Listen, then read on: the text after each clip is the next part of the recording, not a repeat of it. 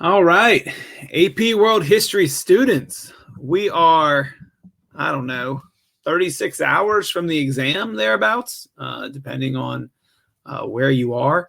And it is getting to be crunch time. Yeah, 34 hours, one day, 10 hours, 55 minutes, almost 35 hours to the AP exam. Oh man, I'm starting you out worrying you, but here we are on Fiveable, this live review. We have a ton of people in this chat tonight. We have a lot of people here. So just make sure that we are, as best we can, staying with what's going on tonight. I'm very excited to have you all with me. Right now, we got over 550 signed up. That number is climbing. We're up to topping 560 right now. Just absolutely insane as we get ready for this AP exam. I am your host for tonight, Patrick Lassiter, and today we're going to be looking at the LEQ. So we're going to be doing some practice with the long essay question today, and along the way, we'll be doing some brainstorming activity. Sorry, I'm getting my screen up. It was in the wrong place. You'll find in the call to action down at the bottom of the screen that we have an LEQ practice we'll be working on together. In fact, we'll take a look at it together. We'll type it up as a group. I might go in a little bit different direction than you, but you're welcome to work through this essay as well. Hopefully by the end of the night, we will have one put together. But before we do that, we're going to kind of loosen up our brains, get some brainstorming done, and then also think about just what it is that that we are doing in this long essay question. First of all, I'm seeing a lot of people putting in the chat where you're from. So rep your town, rep your hometown, your home state. Where are you going to be taking that AP exam this year? And then we will get started. So this chat tonight is all about the long essay question, and certainly we want to take a look at this question, make sure everybody knows the basics around it, what you're going to be seeing when you come to it on the exam, how much it counts and all that, and then how it's graded. I actually grade for the AP exam. I'm fortunate enough to be able to do that. I've graded for the LEQ the last 2 years, so hopefully I'll be able to answer your questions. If you have a question tonight, put it down in the chat thing below. There's a section where you can ask a question. Because we have so many people in the chat tonight, I'm going to be honest, for large portions of today, unless I am asking you to put something directly in the chat, I likely will not be looking at it. I'd advise you just to put stuff in there as needed, but if you have a question, put it in the question section. And if you have that question and you see somebody else who has a question similar to you, go ahead and upvote that question. You're more likely to be able to get that question answered. Right now, the top question is a really good one and one that we will talk about tonight. Again, my name is Patrick Lassiter. If you're looking for some additional videos, of course, dig into Fiveable. We have that paid membership. We're getting down to the last couple of days of AP exams. All of our library videos. You can also find me on Twitter at RTHS Wapters or on YouTube at RTHS Patrick Lassiter. Just threw up a couple of new videos today. Going to have another one coming up tonight. Follow us, of course, at Think Five. We'll get all the updates for the AP exam. But this chat isn't about Fiveable. It's about you and the LEQ. The LEQ, of course, stands for the long essay question, which is kind of funny because the DBQ is the longer essay question out of the two, but it is a long form essay as opposed to the short answer questions. And some basic reminders for this LEQ. First of all, you get choice on the LEQ, and that's different than it used to be. It used to be you only had 2 essays. One was a change of continuity, one was a comparison essay, and you had to answer both. But now you have 3 options, of which you only have to choose one. Option 1 will come from time periods 1 or 2, or perhaps cover part of both periods. Option 2 will come from time periods 3 and 4, one or the other, or as I said, a little bit of both.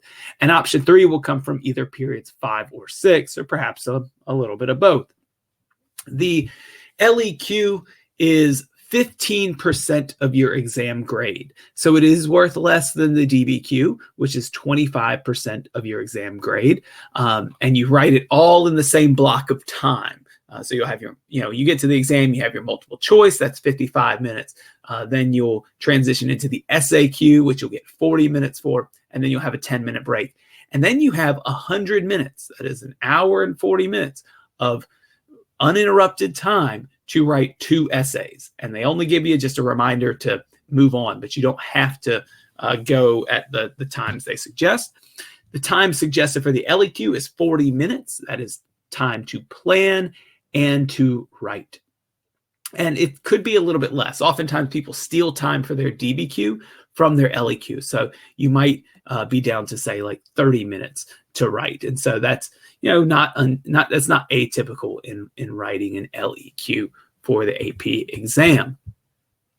So that really, it really just matters, how much time you give to each.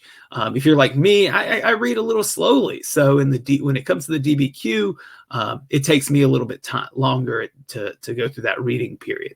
But the LEQ, again, you're just choosing one of these. And I want to emphasize, you don't get bonus points for choosing the hardest essay. You choose the one you know the best, meaning the essay that you think is easiest. Based on your knowledge. And if you do that, then you're more likely to write a coherent and strong essay and to have much more evidence. And you get just as many points as the people who chose the essay on the Columbian Exchange last year that everybody thought was oh so easy, but I didn't think so. So let's take a look at the LEQ rubric. Unlike the DBQ, this is only 6 points. You get a point for a thesis, and that thesis has to respond to the prompt and present an argument, present some sort of claim that can, a historical claim. The second thing is contextualization. You may have been taught either to do that in your introductory paragraph or right after the thesis, whatever your teacher told you, you should do that. I teach my kids to put that contextualization right up in the introduction and lead into the thesis. The contextualization is that Star Wars crawl. It's that background information that tells a little bit more about what is going on in the time period of the prompt. Then you, of course, have to use evidence. The LEQ is all about you demonstrating your ability to use evidence to answer the prompt. The low bar point here, the 1 point, is if you provide specific evidence that is just relevant to the prompt. So if you know some pieces of information about the time period and you can give relevant, specific historical evidence, that would be, you could get a point. They change the threshold every year. Last year, it was only 2 pieces. It could be 5 this year. In providing that specific evidence, you need to be, that term specific is important, right? So if you say that there was trade in time period 2, well, that's not specific. But if you said there was trade on the Silk Roads and Indian Ocean Maritime Network, well, there's 2 pieces of evidence. So that's what we mean by being specific. If you say many items are traded or many goods, that's not specific. Instead, you would have to say silk or spices or timber or wine or olive oil or whatever it might be. But that is just the first low bar point, is having that relevant evidence. If you want the second point, you have to use the evidence. You have to use it to support an argument, and that gets you a second point. That is usually using combinations of pieces of evidence to prove your subclaim or your topic sentence and ultimately your thesis.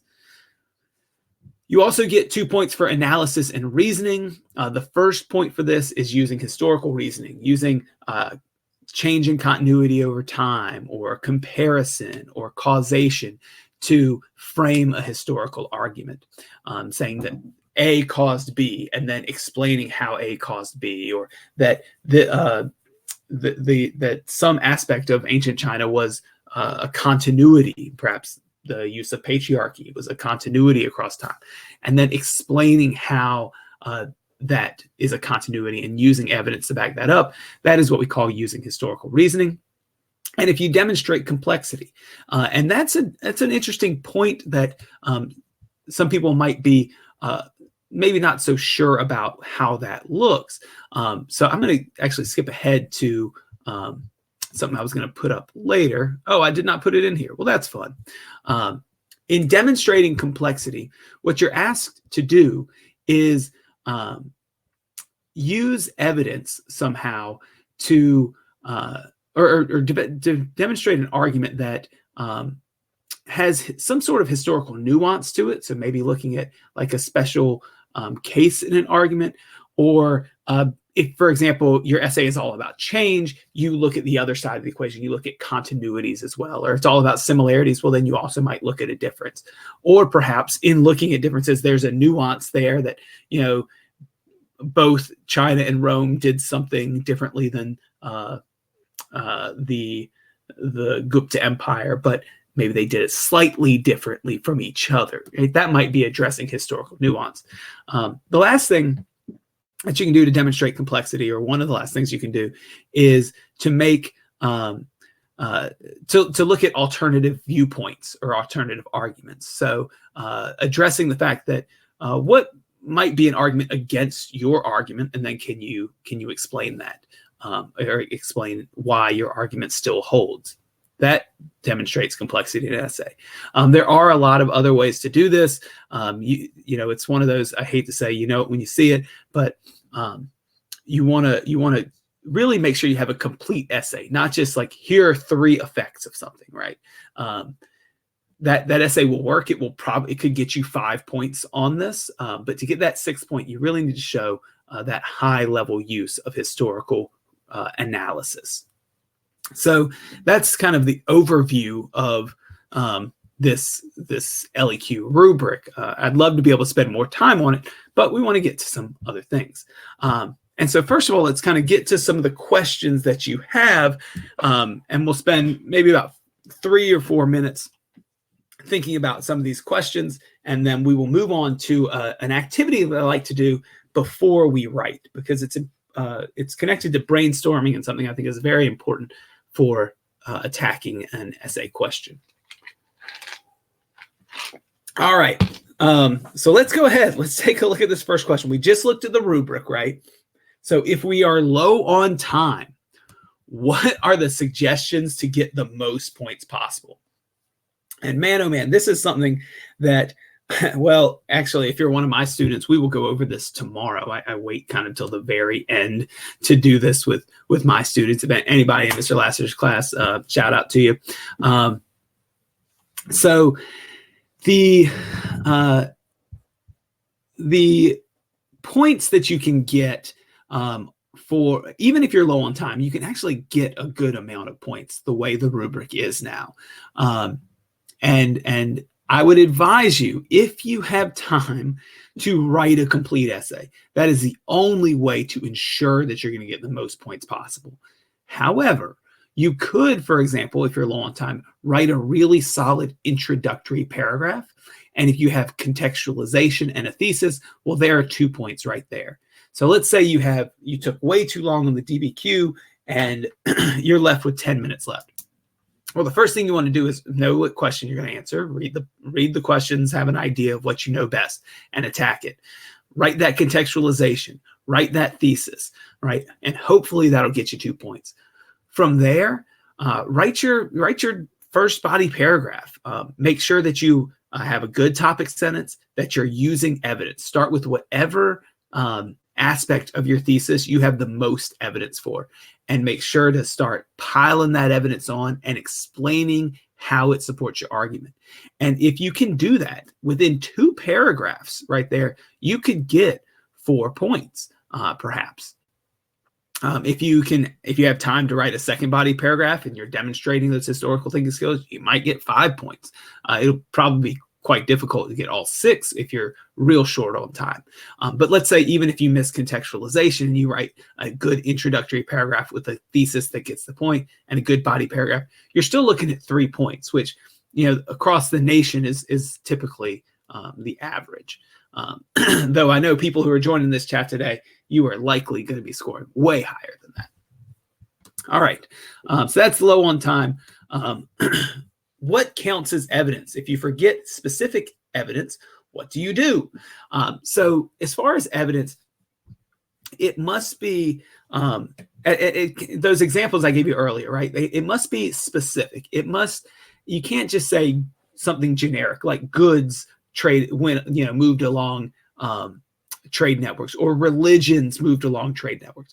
That is while it's true, it is a vague statement. It is saying that you know a trend, but you don't know specifics about the trend. So what would count as evidence? Naming the specific religions that were traded, naming the specific goods that were traded. If you say, for example, let's look at a different example. We don't have to look back in time periods 2 and 3 with trade. That's on my brain right now. If you were in time period 6 and you were writing about new technologies and how people respond, or how globalization was affected by new technologies, you could say that communication technology allowed for instant communication. And you could explain how that communication used to be slow and how it's now fast. But if you don't give examples of that communication technology, the use of first telegraphs and then telephones and then cellular phones and now smartphones and the internet, then you're not going to get the point unless you give those really specific examples. Now, you don't have to have very specific dates. Names can count as evidence. If you're talking about general empires and you name empires that fit an argument or a trend that you're talking about, that could get you the evidence point. As I said, naming specific goods or religions, that can get you the evidence point. If you were writing about peasant revolts, then saying something about the Yellow Turban Revolt in Han China could get you an evidence point. But that's only the first point, right? You have to use that evidence to support your argument, and that comes through explanation and analysis. So the complex, have a question here about the complex analysis, and that was what I was kind of looking into and explaining a few moments ago. So I'll just kind of point you to that area of the chat. But I would say the answers that some of your fellow students have put in here are really excellent. Stephen Lee here talking about giving a counterclaim to an argument you're making. That can show that you're doing higher order thinking. You're not just, I have 3 things I've memorized in my brain. No, instead you are developing an argument in favor of those things, and you can see the other side. That is complexity. Or as Anjali says here, analyzing both continuity and change, or both similarity and difference. Those are really excellent responses, and those are ways to get that complex analysis. You can do that in one of 2 places. Some people will cover that in their body paragraphs, looking at some of like the nuances or alternative views. Some people will put it in a separate paragraph at the end. Question, how do we get the big context point? Where should we pull from? Also, if we don't know much about the LEQ, what are some strategies? Well, we're going to be thinking about those strategies for answering the LEQ, and we're going to look at one together tonight. But seeing how many people we got in this chat, it's making me a little nervous to write one tonight with you. I got to get a little bit of this Coke Zero, which does not sponsor Fiveable, but sponsors my brain with the caffeine that I get from it. So the big context point, which comes in typically the introduction, what you are being asked to do with that context point is to describe a broader historical context relevant to the prompt. Well, what does this mean? The prompt on these AP exams will give you some sort of context. We'll look at an example in a little bit. We're going to be writing an essay about political ideologies, And the context explains that people in states around the world adopted political ideologies like communism, fascism, nationalism to challenge the existing political and or social order. So if I have to describe a broader historical context, I can't just write about communism, fascism, nationalism. I need to relate that to more of what's going on from 1900 to 2001. That might be talking about the world wars, or talking about the Cold War, or decolonization, or all of it. But hopefully you can get it in a short couple of sentences. So remember, you have to go broader than the prompt itself. You definitely don't want to make the mistake that I see a lot of people make when they start this course, which is, from the dawn of time, ideologies have been around. Simply put, that is that's too broad. You don't want to, if you're writing an essay on the 20th century, you don't necessarily want to go back and say, since the Columbian Exchange, this has happened, because then you're going to find yourself writing a long page of history trying to work up to wherever you are. Think about what's going on within the time period, or something that is immediately relevant to the time period. That immediacy is important. You might want to, go back just a little bit before the time period starts. You can think about, for example, if the essay is about changes or continuities in a specific region, well, think about what are the broader implications of what's going on in that region. If it was about, for example, say, something to do with Israel, which I don't think you would get something that specific on the LEQ at all. They become more and more general as we've seen over the last few years. The broader historical context might be on how it interacts, how it impacts the entirety of the Middle East, or maybe even the global world.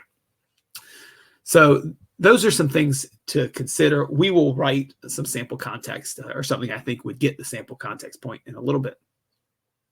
All right. So let's last question. Somebody's asking, what makes for a good formula for a thesis? And this is where, and actually a couple of your fellow students have a pretty good formula here, acknowledging that while something happened, these other things occurred, or although, as they said, although X occurred, A and B occurred, that caused this event to happen, right? So what you want it to be to present an argument, historical argument. You want it to be oftentimes evaluative. These questions that they've been asking have begun asking you to evaluate. And we think about what it means to evaluate. It means to form an idea of the amount, number, or value of something, to assess it. So that might be kind of weighing the effects of something, or assign an importance to it.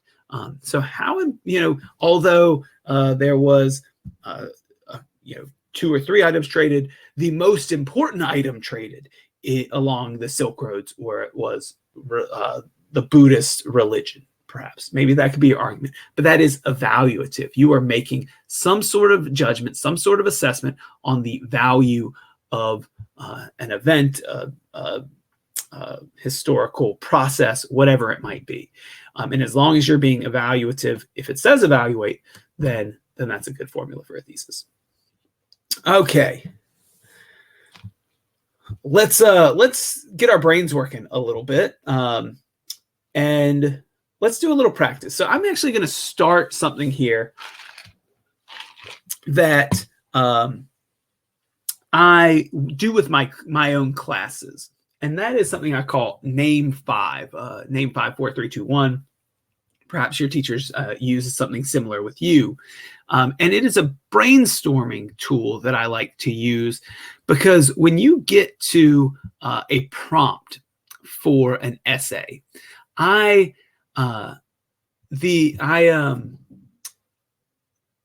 want you to look at all the options, right? You want to look at the options, answer the question that you know best. And one way of trying to arrive at how even am I going to begin to answer this question and choose something that is meaningful to write about and something I know about and can communicate in a very short amount of time, because this is a rough draft after all, the best way to start that process is brainstorming. So this is basically a drill that I like to use with my students as we review for tests.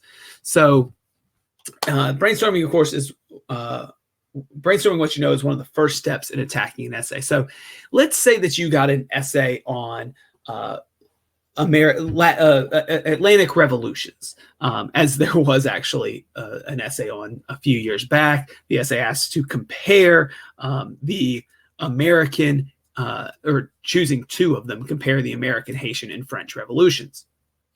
So this is what I call name 5. So I want you to think about this. You can throw your answers up in the chat. So first of all, let's just focus on the first one. Name 5 Latin American countries that gained independence through revolution. I already see Ryan has their answers up. Let's see what you can come up with. I'll wait a moment and see what you arrive at. And again, you're brainstorming. You don't have to come up with 5 of these. Come up with as many as possible. Ooh, like somebody throws Gran Colombia in there, Bolivar's country. Yeah, that doesn't necessarily stay together. Seeing a lot of great answers here. Haiti, Mexico's coming up a lot. Argentina, seeing some good ones. I'm also seeing some that are not necessarily Latin American countries that gain independence through revolution in this time period. Keep in mind that Cuba is not independent until after the United States fights the Spanish-American War. So take Cuba out of there. Brazil, well, it doesn't necessarily gain independence through total revolution. The country has a king and they declare independence, but not necessarily through a violent revolution.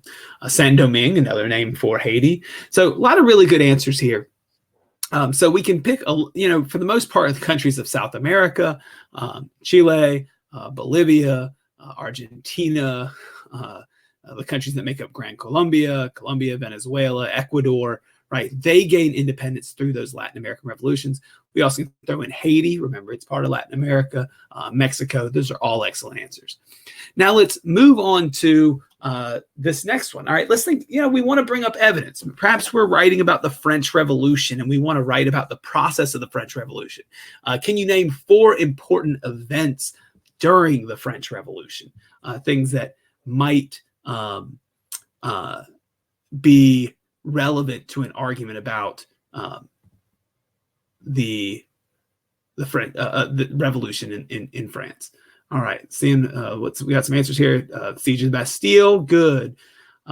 Reign of Terror, tennis court oath, excellent. The execution of Louis XVI, good. Somebody had up here, I think, the Declaration of Rights of Man. That's an excellent one based on Enlightenment ideas.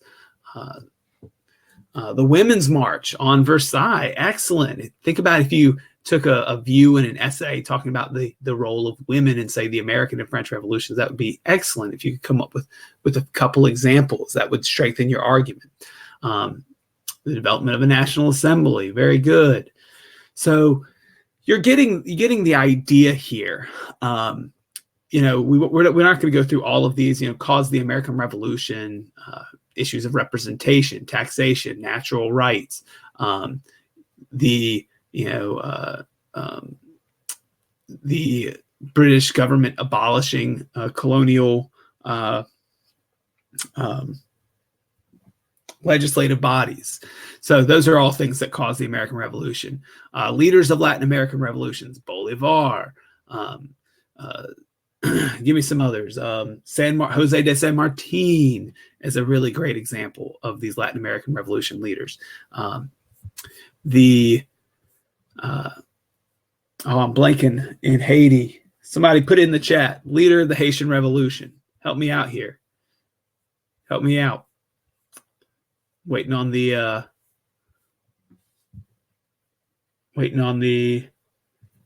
delay here. Toussaint, exactly. There we go. Jacob Gambino, nice job. Toussaint Louverture. Claire Aston, good job. Amelia, awesome.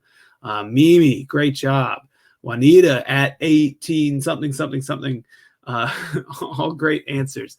So thank you for that, for bailing me out my own brainstorming here at the end of a long day. Lastly, one successful slave revolt that led to independence. That's Haiti, right? So, we're thinking about this time period. We're thinking about the period 1750 to 1900, and predominantly with American revolutions or Atlantic revolutions, about 1750 to 1825, 1830 or so.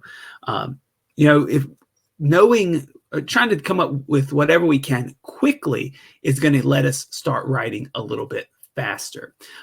And that process of brainstorming and developing your thesis planning should take you about 5 minutes. Some of us do take more time than that to plan our essays, but that means you just need to write a little bit faster to make up for that time. For some people, they're ready to go in just a couple of minutes, and then they develop their information as we go. And I would argue that brainstorming happens typically for them in their heads if you're not writing it down. So let's go from here, everybody, to the prompt that we're going to write today. This is a prompt from last year's College Board exam. It's a released FRQ. And I'm going to have you write with me today, and hopefully kind of write an essay alongside us. I will try to type mine and do this as best I can and just walk you through my thought process as I type this essay. Down at the bottom, there is an action item, tonight's LEQ practice. That'll create a copy of the document that I'm going to be in, and I'm actually about to move you over to in just a second. And you can type on your own. You can follow me in the window with it next to it if you would like. So let me make that adjustment, and we will take a look at this prompt in our next window.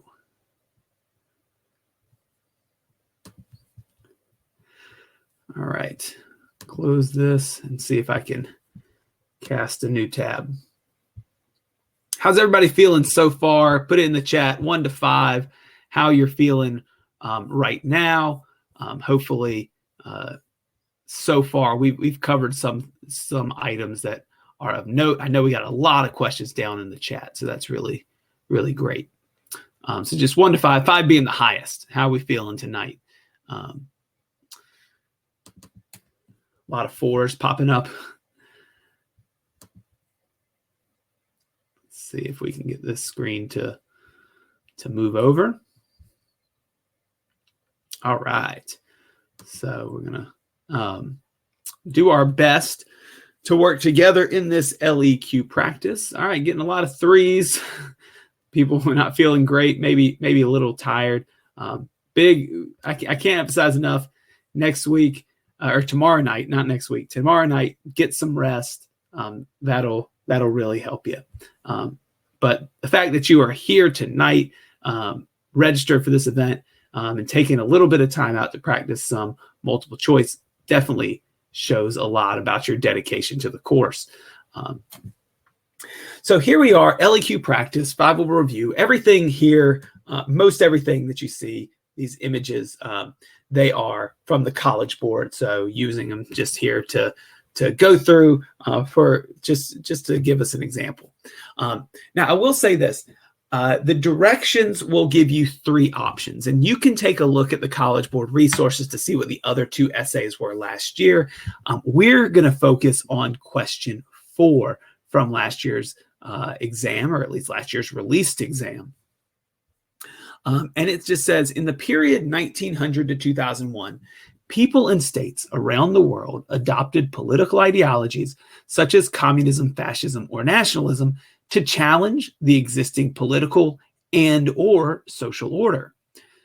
So it's basically just kind of giving you a little heads up. Here are some ideologies you might want to write about. They challenge the existing political order. How governments operated and how states interact with one another, or they challenge the social order, or both, meaning social hierarchy perhaps, or how people interact. This says, then we get to what the directions for the prompt. Develop an argument that evaluates, there's that word evaluate, how one or more of these political ideologies challenged the existing political and or social order. Now, what I want to do is highlight a couple of terms here, although I can't highlight it because I screenshotted it. But I want to draw your attention to this. First of all, we've talked about the word evaluate. But here, how one or more of these political ideologies challenged the existing political and social order. So one or more of these political ideologies, communism, fascism, or nationalism. That means you can deal with all three of them, or you can deal with two of them in any combination, or just one of them. You could write a whole paper just on communism, except, or just on fascism, or just on nationalism. I'm going to leave out fascism tonight, I think, just because I figure I would get into like too many details talking about that one. And then I want to draw your attention to another thing, how they challenge the existing political and or social order. If that said and, our thesis and our essay would have to address both. But it says and or, so I can address political and social, or just one of the two. And so that's important to me because I want to know exactly what I'm writing about. I want to make sure that I am writing the correct thing and that I'm not leaving anything out. You know, this essay could have been a lot harder if it said, develop an argument that evaluates how two of these ideologies challenge the existing political and social order. That's a lot bigger task than one or more challenge political and or social order. So pay attention to those words. They are important. Those conjunctions are something we need to pay attention to. In this case, you had options. That might not be the case on Thursday. It might ask you to do a bigger ask. So just want to make that real clear. So the first thing I want to do when I go about writing an essay is I want to brainstorm. What do I know about this topic? And apologize. First of all, my apologies if you can hear me typing today. And I also have my computer like up on this thing, so I'll probably end up with carpal tunnel. The first thing I want to think about is, all right, what do I know about each of these? So communism, I know that it challenged, if I'm thinking about the existing political and social order, it challenged democracies, during World War I. It challenged capitalism and the social order of industrialization, the industrial social order. I know that communism dealt with the overthrow of the Russian czars, which is something that I might be able to write about. I know that communism led to anti-imperialism in different regions of the world. So, in Vietnam, it stands out to me as one that I tend to know a little bit about. Also thinking about Cuba, right? The socialists, communists, revolutionaries there that fought against Western imperialism. So that might be something that I know a good bit about. Fascism rises in Germany and Italy. It challenges the world order during World War II. So I'm just, in this case, I'm typing out what I'm brainstorming right now, really for your benefit at home. I would be either writing really quick notes right now, or I might just be doing this in my head on the essay. And again, I know a lot more about fascism, but I don't have to write it all down. I'm just getting my brain going so that I can develop a thesis. For nationalism, I know a ton about this. This is something, again, 1900 to 2001. So I have to forget what I know about it a little bit in the 1800s and think about it in the 1900s. Well, it's one of the causes for World War I. It's one of the causes for World War II. And it's really important for the process of decolonization. The places that really come to mind for me right now in terms of nationalism are in India. And then I think about the development of like an Arab nationalism or African nationalism, like pan-Arabism. That might be something that I want to write about because that's something that I know a good deal about. That might not be something that you know a great deal about. So you say, ooh, I don't want to write an essay on nationalism and pan-Arabism because I'm not comfortable with that. That's okay. You choose what you know best. You know, I also want to think about how could I craft this into a thesis with my brainstorm, and what might context look like for this. I really like the idea of maybe talking about anti-imperialism in this, or decolonization. Those are two topics that, you know, in my class, we've been covering quite recently. We've talked about a good bit. I've talked about here on Fiveable. So I know those best. And so tonight, I think I'm going to write about those. Also, I think it might be a good opportunity if you don't know much about them to teach you a little something. So that's kind of where we're starting from. With this brainstorming session. It doesn't have to be long. It took me just a couple minutes, and I'm going to get to writing, thinking about how I'm going to craft a thesis and how I'm going to craft contextualization. Now, let's take a break for just a moment. And what I want you to do in the chat is think about the prompt itself. People in states around the world adopting political ideologies like communism, fascism, nationalism. What are some things, and keeping in mind that I might want to write on imperialism or decolonization, what are some things that might lead me to the contextualization point? All right. And if you can think of some things, you don't have to write a full contextualization. What are some items that I might want to bring up that are immediately relevant to the prompt that offer a broader historical context? I'll wait.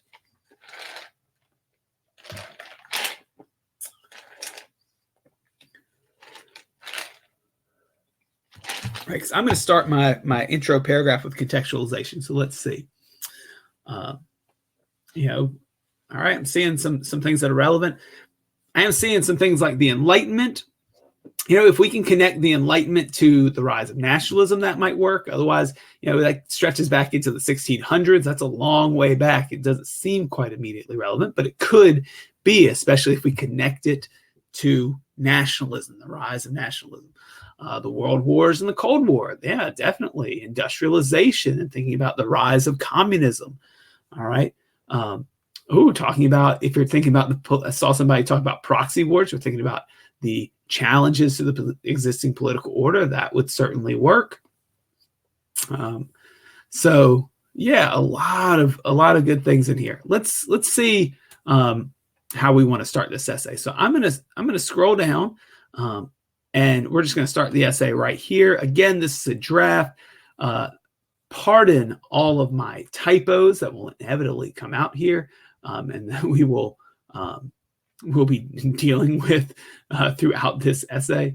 I'm going to also turn off my grammar check because I hate seeing those red lines when I'm writing an essay. So hopefully I didn't mess up anything when I just reloaded the screen. I like to check it at the end personally. All right, here we go. So the first thing I want to think about is that this is an essay all about the 20th century. And so if you're typing, what I would encourage you to do is on your copy of the document, go ahead and start typing out your response. And we'll see kind of how it matches up and what we think about this. But I'm thinking about the 20th century, and so I'm just going to ease my way into the paper. The 20th century was a time of, let's say, unique challenges on the global stage. Not the most amazing statement to get started with. The World Wars and the Cold War. I got to type. I'd much rather write this than type it. All conflicts involving major powers of the world. We gotta get this. Let's widen that out so it makes more sense. Involving more powers of the world. These came to define the century, let's say. After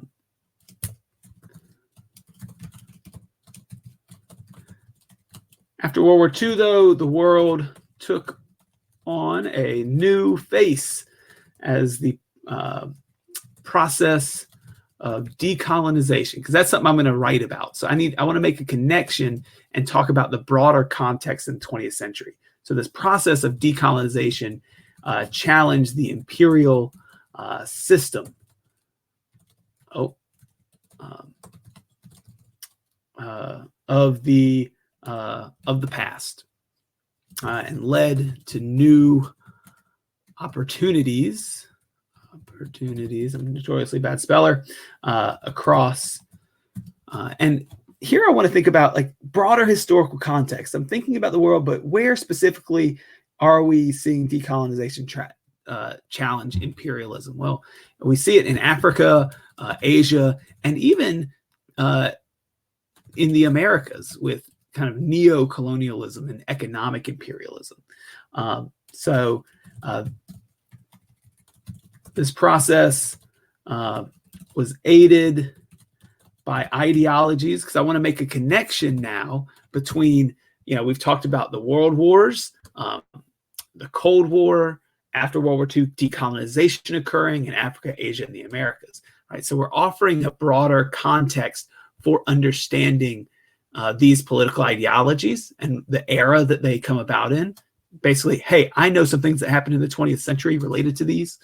The process, let me get back to where we were. The process was aided by ideologies of the 20th.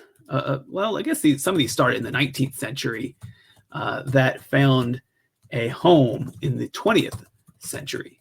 Ooh, that sounds poetic. I don't know if that's good or not, but that's what we're going to put. Even as global capitalism and imperialism, let's see how I want to phrase this, because I want to get into my thesis statement now, pretty much, because I've offered a lot of it. So perhaps even as capitalism and global imperialism, let's say imperialism grew or continued, the rise of communism and or in places, because we want to be specific about communism. I want to talk about communism first, and then I want to talk about nationalism. The rise of communism in places such as, what were my examples? Vietnam and Cuba led to the end of colonial, and in Cuba's case, neo-colonial rule, or control might be a better word.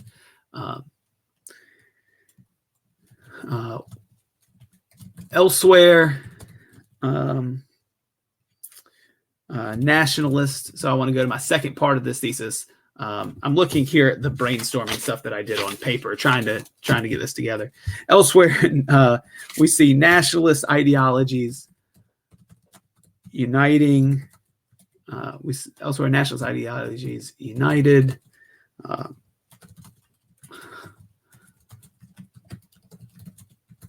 United the populations of India and the Middle East, because I want to talk about Pan-Arabism against European domination.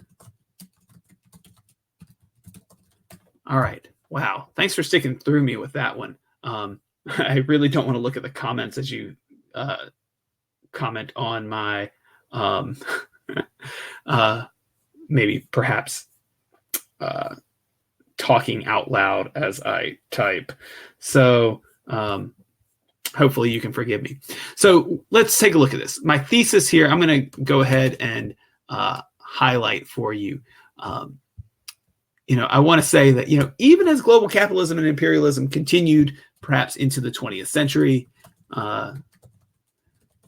it was the rise of communism in places such as Vietnam and Cuba or the rise of these things led to the end of colonial and neo-colonial control, right? So I'm connecting the ideology to the challenge to the existing political order. And then elsewhere, nationalist ideologies united populations in India, maybe like a social political change, and the Middle East against European domination. So that is going to be the crux of my argument. I'm likely going to see here 2 to 3 body paragraphs, depending on if I can fit it all together. And then here at the beginning, I have contextualization. And I would say my contextualization really comes in, not in this first sentence necessarily, talking about the world wars and decolonization in the Americas. This is where that contextualization shows up, okay?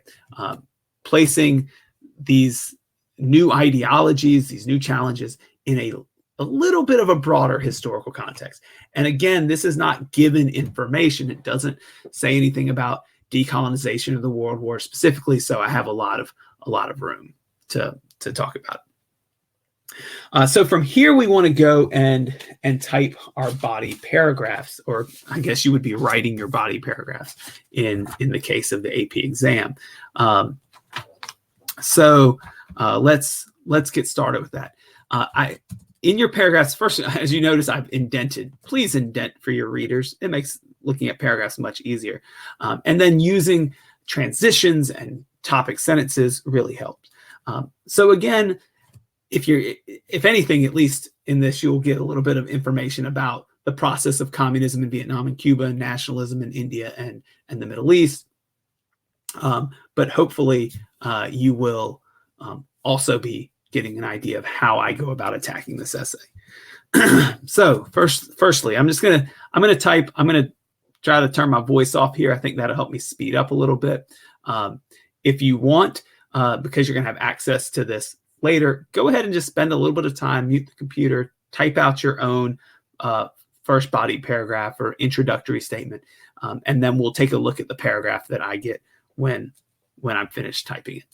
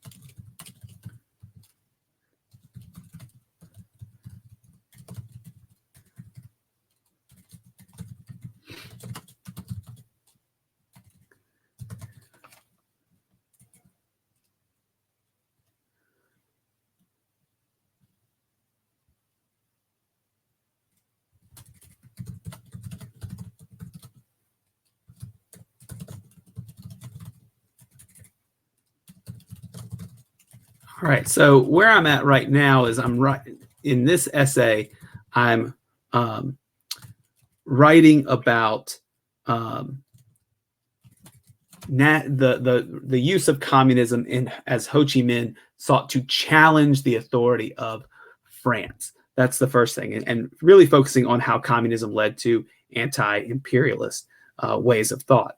So Ho Chi Minh led his forces against the French, hoping to break free of French control. This was based, because what I need to explain, in a communist ideology of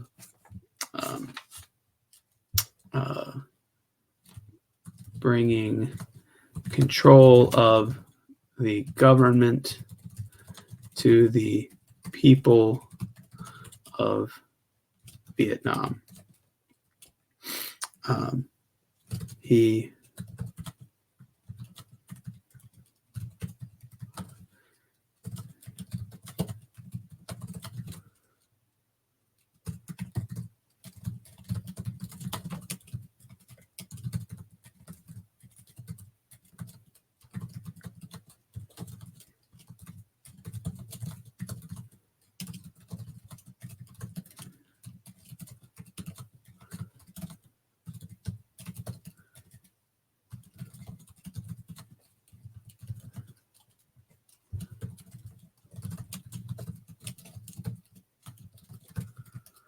Well, all right. So now I want to also bring in against the U.S., thinking about challenging that political order. His war was eventually waged against the United States as well, as the U.S. sought to contain communism in North Vietnam,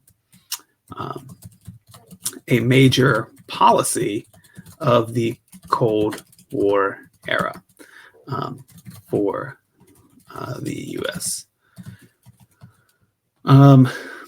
So similarly, the U.S. attempted to support a friendly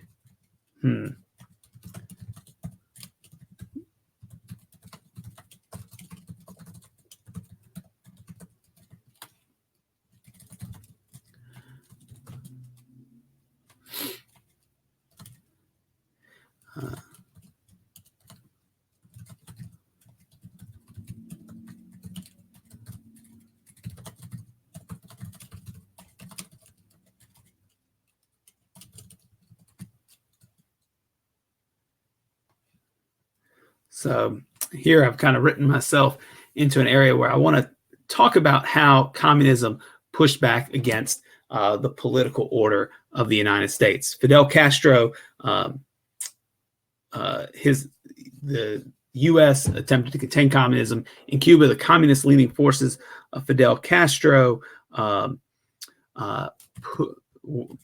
use the term pushed back, although I think I use that too much in my writing, against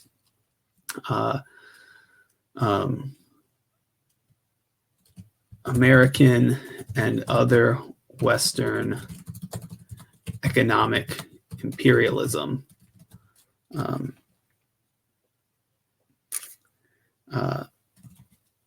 This was slightly different, thinking about nuance here, than the situation in Vietnam, fighting against direct governmental control. And so now I'm probably at a place where I want to wrap this paragraph up. Ultimately, both of these, both Vietnam and Cuba, succeeded in, excuse my typos, outlasting the Western powers. And then I want to make sure that I am ending with this idea that, both countries used communism to plot a new course for themselves. Well, what is that course? They fought to eliminate Western domination of their countries. And so here I want to end my paragraph by really hammering that home as best I can, use the language of the prompt as well. New governments, I should be typing to talk here, I think, caused political balance to shift and quickly undertook programs to redistribute land and nationalize resources, leading to further social and economic change. Oh, I think this paragraph was too long, but that's what happens when I start typing, folks. I'm sorry. All right, so the end of this paragraph. And hey, folks in the chat, look at you. You're still here. Can you believe it? Like I can't understand how you still made it. So, in terms of this, I think that paragraph took me like 6 or so minutes to type while I was talking to you guys. So it's certainly probably take you about 5 minutes to think through it and type it, to write it, if you're writing about something that you know about, right? But just going through this paragraph, there are lots of examples of evidence here, talking about the region where communism is used, French Indochina, Ho Chi Minh leading his forces against the French, using his ideologies, and then there's explanation. U.S. policy of containment, sought to contain communism, a major policy, that'd be a piece of evidence. Communist leading forces of Fidel Castro, another piece of evidence there.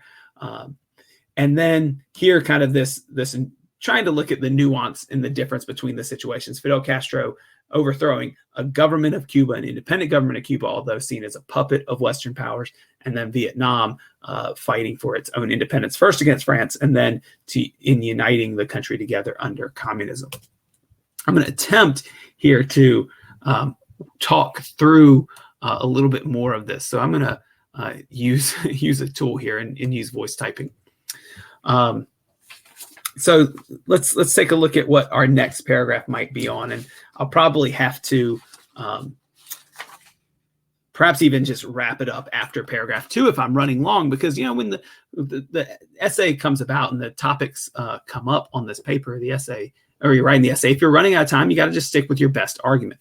And so I could talk about Pan-Arabism here, which I know a lot about, but I think instead what I'm going to do is focus on the use of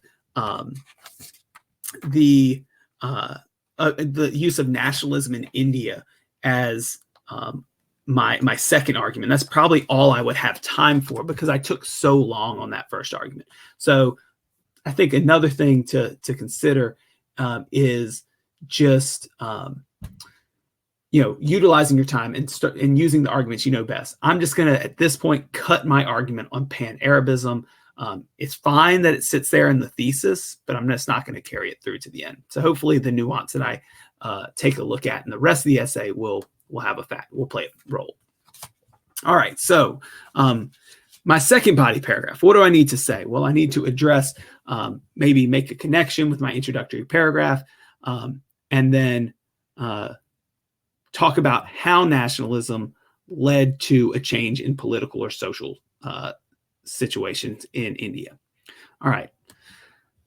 While both Vietnam and Cuba had elements of nationalism, it was the independence movement in India which embodies how this ideology led to a change in the social and political order, period.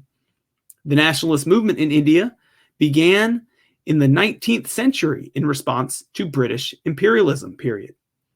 The Sepoy Rebellion of 1857 created a national history and connection, while the English language and British introduced Western education, provided the means by which nationalist ideas spread, period. Oh, this is way faster. Y'all should have told me to do this a minute ago. Obviously, there's some typos in here with capitalization, but that's something that I would not be making were I writing this, I hope. So thinking about elements of nationalism, the independence movements, India embodies how that led to a change in social political order. That's this paragraph. The nationalist movement began in the 19th century, which is out of the time period, but I just want to provide a little bit of back history, the idea of creating this national identity. And then we'll carry out in the argument, hopefully, how this happens. So that's something I need to do, always making sure I'm going back and answering the prompt. And so far, I have not done so in this paragraph. All right. In India, the Indian National Congress and the Muslim League fanned the flames of nationalism, period. Led by Mohandas Gandhi, the Indian National Congress used non-violent resistance to push for independence when it did not come as promised after World War I, period. The Muslim League, led by Muhammad Ali Jinnah, also worked with the INC on this organized challenge to the existing political situation in India, eventually succeeding with independence in 1947, period. I hope that I got everything I was trying to write. And I forgot to turn off the microphone. All right. Thanks for sticking with me, guys, as I try to deal with technology today. Although nationalism was, for a time, a uniting force in India, it also led to the ultimate split of India and Pakistan, period. Seeking a unified India, Gandhi pushed to keep all of India together, while Jinnah sought a separate nation from Muslims in South Asia due to fears that living under a Hindu-dominated India would not be in the best interest of his constituency, period. Jinnah eventually succeeded, and the independent countries of India and Pakistan were created, period. This decolonization and partition show the unique abilities of nationalism as a uniting and dividing force in the political and social order, period. And it's at this point that I know time-wise, I'm going to be running out of time. I'm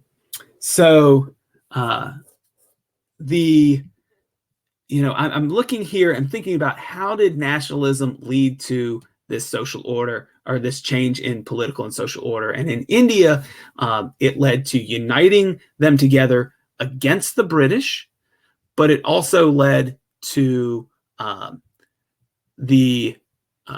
we have Jinnah spelled wrong.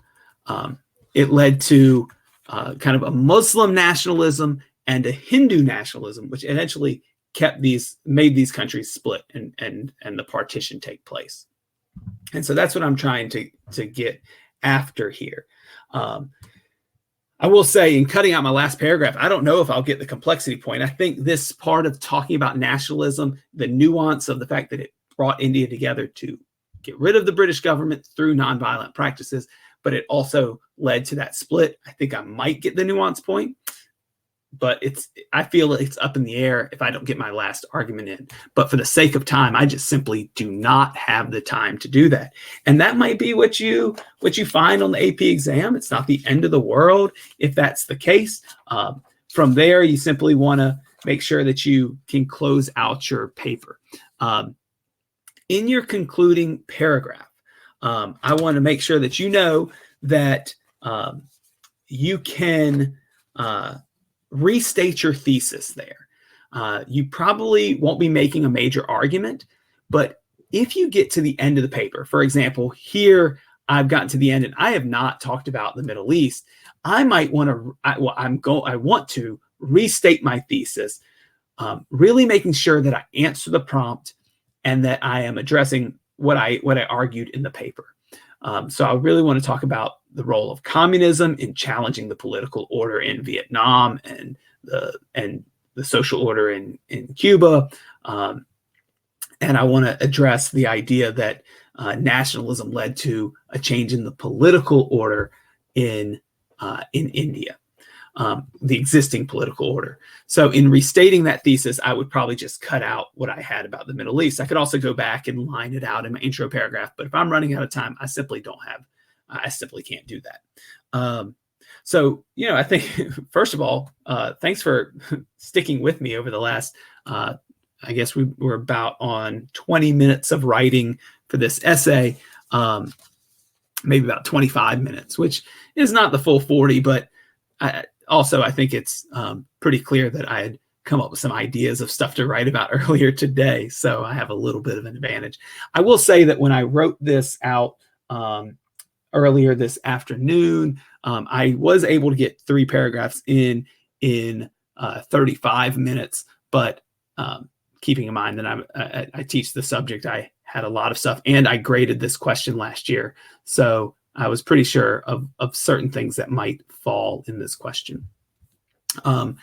Most people, let me just kind of give you some heads up on the question last year. Most people with this one wrote about some other topics.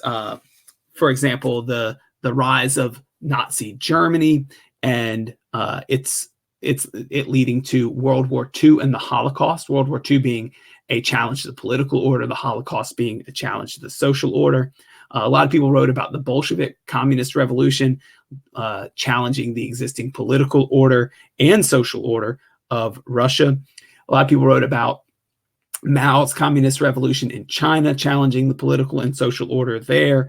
I remember I read about Al-Qaeda challenging the modern political order with their fundamentalist ideologies. So those are all things that you could write about in this. And if they came to the front of your mind, then good for you, because those are some excellent topics that would play into this essay. So that said, we are looking at this LEQ, and it's a pretty hefty thing, but you can do it. If you brainstorm stuff, all you got to do is make sure that you're going back and answering that question. Here, if I'm grading this, there is a lot of evidence that I can mark. I can mark that in red in the first one. I know I'm going to get at least 3 points within the first. I'll just highlight Ho Chi Minh and Fidel Castro, right? They're relevant pieces of evidence talking about communism in this. I'm up to 3 points already, just halfway through that second paragraph. I use them as evidence in supporting an argument. So there's a 4th point. I am in answering this question, talking about changes, right? The challenges to the existing social and political order and the processes. So I'm using causation. I'm using change of continuity over time. And I'm even, if I had a chance to write that last paragraph, I'm even comparing Vietnam and Cuba. So here I have some compare and contrast. So those are historical thinking skills. Up there, you up to 5 points. Now, I'd like to think I get the 6th point for nuance in this second body paragraph, but maybe I do, maybe I don't. It's up to the grader. I wouldn't get to grade my own paper, and neither do you. So you just got to hold out hope. Is that what's best? All right. So I'm going to leave that there. In fact, I will link this. Well, you have it here. You can go back, of course, and take a look at it. And you have a copy of this document. So I don't think I need to link it right here because I have the link at the bottom already. What I want to do now is throw back up our presentation and just answer some questions. Certainly, you might have some questions about things I wrote about. You might have questions about the LEQ in general. And I'll stay around for about another 10 minutes and answer those. So let's see if we can get that up. Got our sample essay. We've already done that. We want to focus on some questions from you guys, the audience. And man, have there been a lot of questions populated. So let's see what our highest questions are. All right, top vote. 34 people agree with this assessment of themselves that Jason has here. So I spend like 20 minutes on writing an intro in my first body paragraph, which is mainly for me trying to figure out how to write a thesis and analyzing as well as sourcing the document. What do I do? So when you're thinking about sourcing a document, you're thinking about the DBQ, which doesn't necessarily apply here to the LEQ. But what I would say is spend some time thinking, slowing down a little bit and just, I think in the LEQ, it's in brainstorming. In the DBQ, I always tell people, as you read the documents, how does each document answer the question? And the document's asking you to evaluate the responses to the spread of Buddhism. Well, does each document have a positive response, or does it perhaps encourage the spread of Buddhism? Is it critical of Buddhism? Is it ambivalent about it? Each document answers the prompt in a certain way. And when you start to see the same answer from multiple ones, those are things that you might want to include in your thesis. That's the same thing with brainstorming. If I'm brainstorming my answer to an LEQ and I see that I have a lot of evidence for something and I know a lot about it, I'm going to be more likely to write that. you can't be too perfectionist in writing these LEQs. And that is why today in crafting my LEQ earlier in the day, I wrote it. I looked over it once to make sure it did the things I want to do, and I didn't look at it again. The essay that I just wrote with you guys is by no means perfect. I mean, heck, I can't even decide whether or not I'd get 6 points on it. So it's by no means perfect. We know that as readers. Excuse me. We are looking for the fact that you can use historical thinking skills. So if you're not completely sold on your thesis, just write the best thesis you can in the introduction. And then by the time you get to the end of the paper, if you have well-developed paragraphs, you can go back and look back at your paper and rewrite your thesis again in a more complete form. Don't let that development of an entire thesis and trying to phrase it perfectly keep you from writing the paper. Do your best, create a starting thesis, and try to build off of that. But if you add to it or subtract from it, as I had to do tonight, excuse me, my voice is going as we get closer to the AP exam. Typically, it will disappear by the end of the day tomorrow. And if you join me and Amanda here tomorrow for last minute questions on the AP World Exam, where we'll be answering as many as possible, then you will find that my voice might be entirely gone. Anyways, that's my advice. Don't get bogged down. Don't have writer's block because you don't feel like you can put down a good thesis. Put down whatever you have based on your knowledge. You're smart kids. You're taking the class. You've had a year of this stuff. And from there, you can write your essay. And if you need to revise that thesis, put it in the conclusion. All right. 35 upvotes. How many pieces of evidence do you recommend for each assertion in our LEQ? So for each assertion or body paragraph, I think the rule of 3 applies. 3 pieces of evidence for each body paragraph at minimum. But if you know more and you can chock that thing full of evidence, then put more in there. If you're writing about trade and you know 10 things that are traded that you can rattle off your head out of your head, then put 10 things, like whatever you have to do. I mean, not where it costs you time, but there's no reason to just put, on the Silk Road, silk was traded when you also know that religions like Buddhism and Christianity were moved along the Silk Road when diseases like smallpox and influenza, or smallpox and measles, and the bubonic plague spread along the Silk Road, right? So, don't just give one example. If you know more than one, you can throw a couple in there. They count as individual pieces of evidence. So I would say in an entire paper, I think a strong paper would have somewhere around 7 or more pieces of evidence total. Although the threshold for the points has been lower in the past couple of years. That is not to say what it'll be this year, but it'll likely be just 2 pieces of evidence that support an argument as kind of the low threshold, because in the last few years, they've really emphasized that explanation and analysis. But one thing that makes that explanation and analysis better is having a lot of examples, specific historical examples. All right, I've heard we should learn to connect ideas and themes together. My question is exactly how do we do that? As in, where do we start? So Hannah has a good answer here, and that's with the historical thinking skills, right? Look at the essay prompt. For this essay, it was an argument that evaluates how one or more of these ideologies challenge the existing political order. So you can focus on causation there. You can start there. You could talk about the changes that result from communism. For example, you could compare the changes from communism in Russia to the changes in communism in the political and social order of China, for example.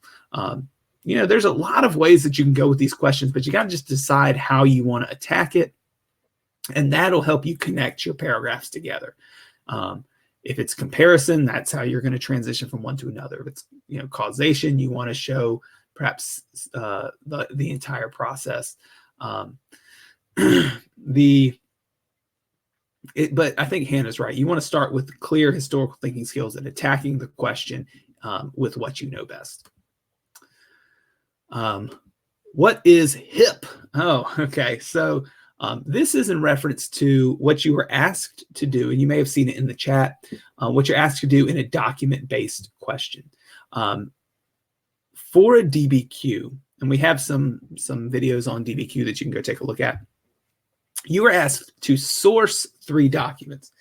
And when we say source 3 documents, we mean analyze those documents for one of 4 things: historical context, H; intended audience, I; purpose or point of view, PP. Sometimes it's called CAP, context, audience, purpose, point of view. You only have to analyze each document using one of those things, and only 3 documents in total for the whole essay to get the point. However, that can be difficult to do because it takes a lot of time. You have to analyze it in a way that supports your argument. So you can't just say, oh, well, Marco Polo is biased because he's European. Well, if that doesn't support your argument, then it won't work. But if your essay was on how travelers viewed, that would be a good DBQ this year, how travelers viewed societies they were unfamiliar with, well, then the biases that are shown by Marco Polo in the way he talks about the Chinese, for example, or the Mongols, might be relevant to your argument in saying that these travelers had an incomplete understanding of other cultures, or that they could not overcome their own preconceived notions of the other side, something along those lines. Again, I'm talking in hypotheticals here because it's kind of difficult when we're thinking about these essays. All right, let's take a look at one more of these. What if I don't know what to write about? Say I panic and my mind goes blank.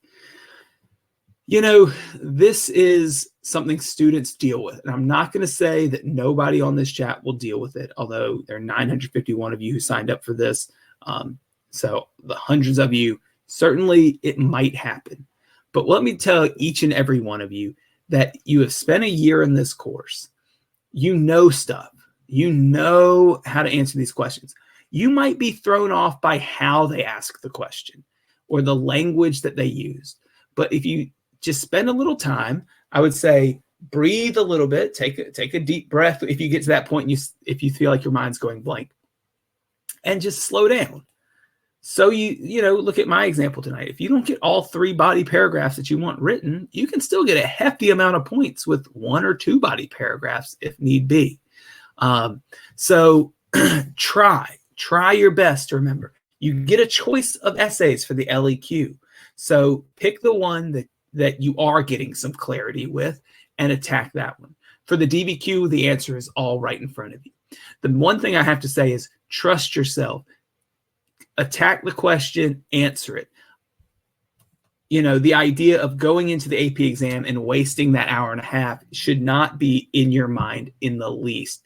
I can't tell you how sad it makes me when I read an AP exam, an essay, and you know, it's that they leave it blank, or they write 1 or 2 lines and then, you know, just draw pictures, right? That is not something that you need to allow yourself to do, because you put the work in, follow through all the way to the end. You can do it.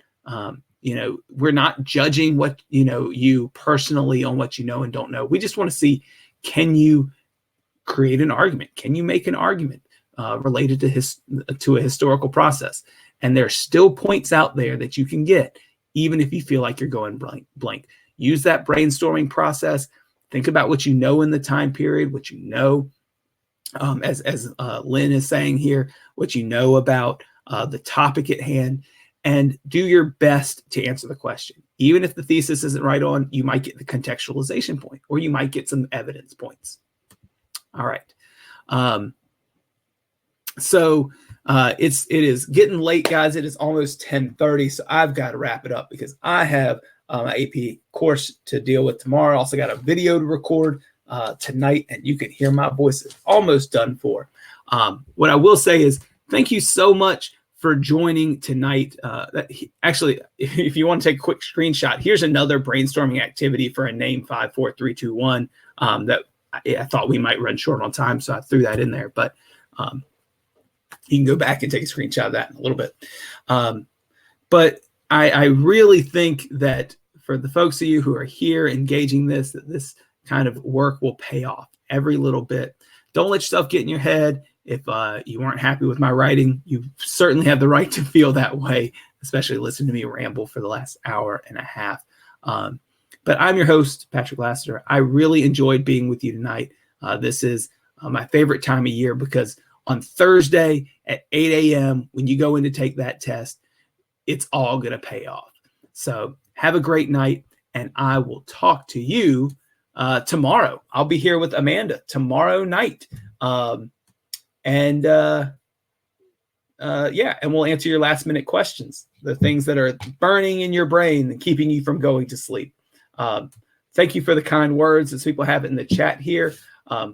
What is the rule of 3? The rule of 3 means that you have 3 arguments in response to the prompt, or you deal with 3 topics, and that you have 3 pieces of evidence for each argument.